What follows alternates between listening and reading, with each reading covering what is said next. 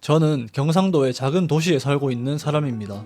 이곳이 불편하긴커녕 오히려 서울이나 수도권처럼 사람 많고 물가 비싼 동네보다 훨씬 살만하다고 느끼며 지내고 있는데요. 딱 하나 불편한 점이 있다면 문화 접근성입니다. 해외 밴드들의 내한 공연을 갈라 해도 거의 서울에서 열리니 오가는데 왕복 8시간은 우습게 걸립니다. 특히 저는 자취할 집을 구할 때도 첫 번째 우선순위가 영화관이 얼마나 가깝냐를 따지는 사람입니다. 그런 입장에서 지방은 영화관 인프라가 너무 부족하다는 게 저를 참 슬프게 합니다.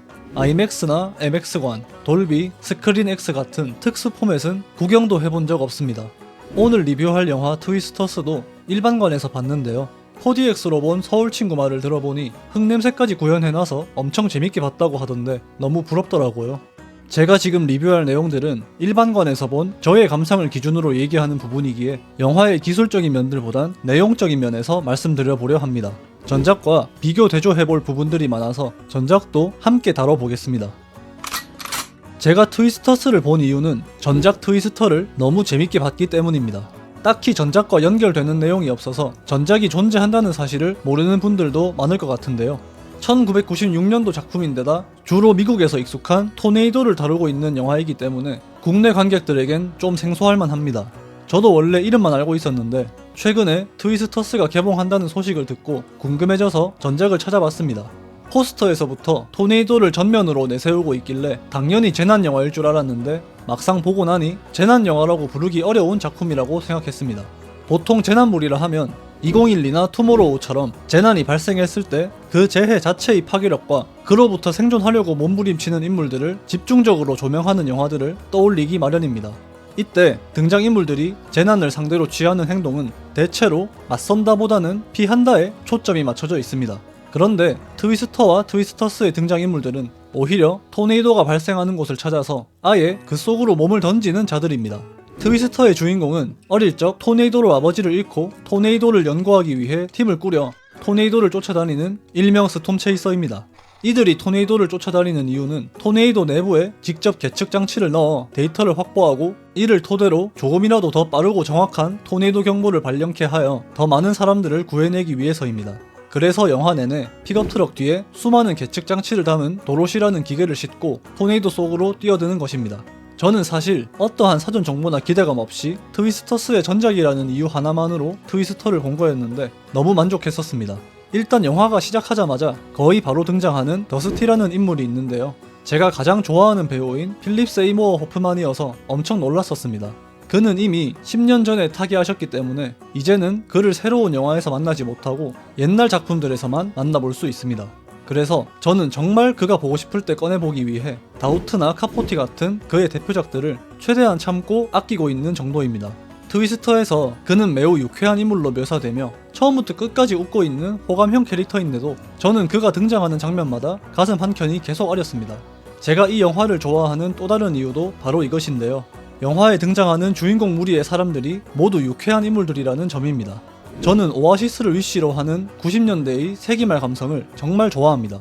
그 감성이 정확히 무엇을 의미하는지는 저도 제대로 모르지만 그 시절 노래나 영화들을 보면 분명 요즘과는 다른 무언가가 존재한다고 생각합니다. 트위스터에서도 그런 감성이 느껴졌었는데요.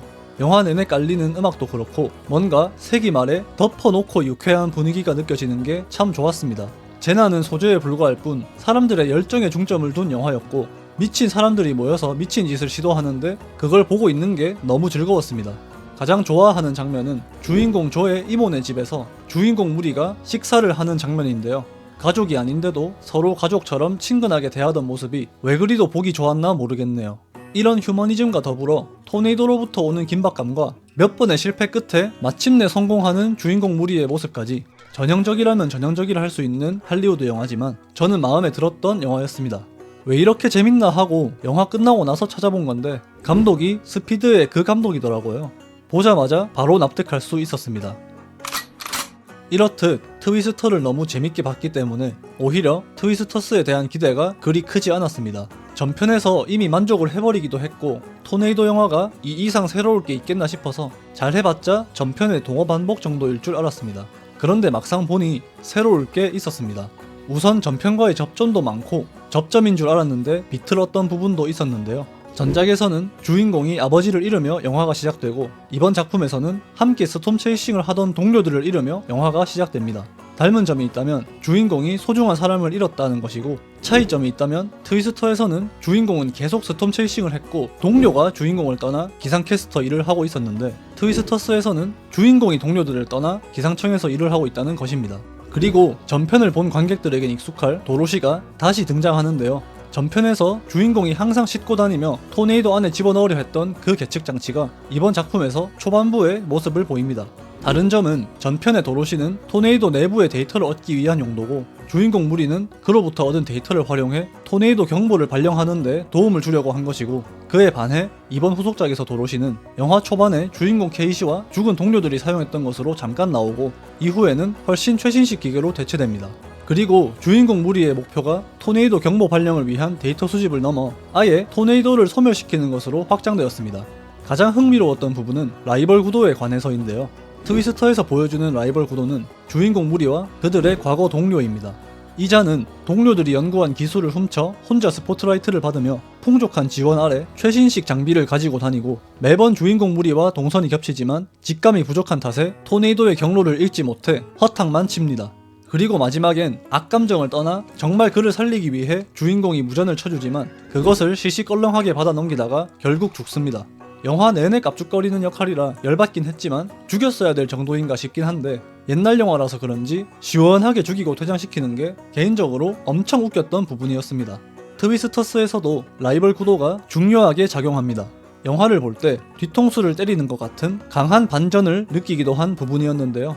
탑건 매버릭의 핵맨으로 유명한 배우 글렌 파월이 등장하는 순간 1차적으로 저는 좀 당황스러웠습니다.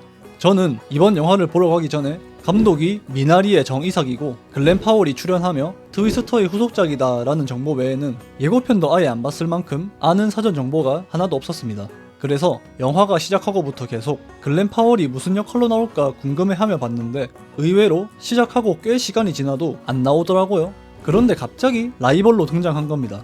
전작의 라이벌 일당은 주인공 무리를 짜증나게 하는 역할 외에는 사실 크게 비중이 없었기 때문에 글렌 파월 같은 주연급 배우가 라이벌로 등장했다는 사실은 저를 당황케 하기 충분했습니다.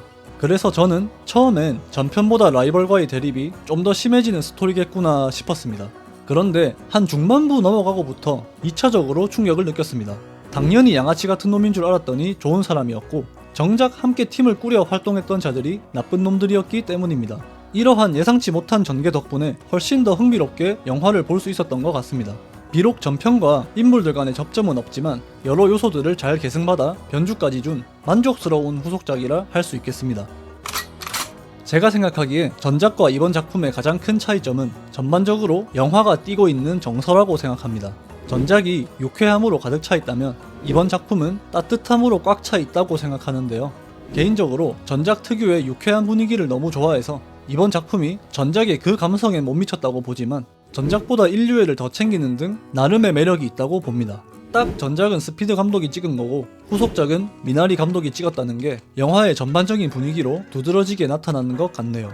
영화의 만듦새와는 별개로 저는 이 영화가 너무나 호감입니다. 일단 이토록 순수하고 선한 캐릭터들을 영화에서 만나본 게 언제였나 싶을 정도로 캐릭터들이 너무 사랑스러웠습니다. 인물들 간의 갈등이 생겨도 서로를 날세워 대하지 않고 결국 사람들을 위한다는 목표로 귀결되어 함께 뭉치게 됩니다.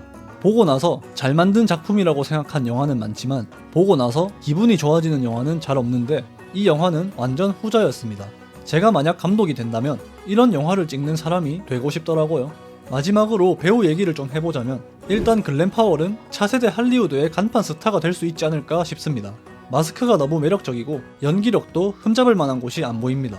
케이트를 연기한 데이지 에드가 존스는 저는 이 영화로 처음 알게 된 배우였는데 똘망똘망한 눈망울이 특히나 매력적이었습니다. 앞으로 자주 영화로 만나볼 수 있었으면 좋겠습니다. 그리고 하비 역을 맡았던 앤서니 라모스는 영화를 보는 내내 분명히 어디서 봤는데 하고 골똘히 생각해봐도 도통 기억이 안 났었는데 영화가 나오자마자 찾아보니 올해 초에 덤머니에서 봤었더라고요. 덤머니 때만 해도 비교적 비중이 적은 조연에 그쳤었는데 이번 작품에서는 확실하게 관객들에게 눈도장 찍었다고 생각합니다. 확실히 배우 보는 맛이 있던 영화였습니다. 총평하자면 장르적 쾌감과 인물들 사이에서 펼쳐지는 서사간의 밸런스를 잘 잡아낸 휴머니즘 블록버스터 영화였습니다. 사람에 따라 느끼는 바가 다르겠지만 저는 전혀 뻔하다고 생각하지 않았고 기본기에 충실한 채 영화가 지향하는 바를 확고히 보여준 작품이라고 생각했습니다. 일반관에서 본 저도 이렇게 재밌게 봤는데 특별관에서 보면 얼마나 재밌을까요? 아직 안 보신 분들이 있다면 꼭 특별관에서 보시길 추천드립니다. 그럼 오늘 영상은 여기까지 하는 걸로 하겠습니다. 시청해주셔서 감사합니다.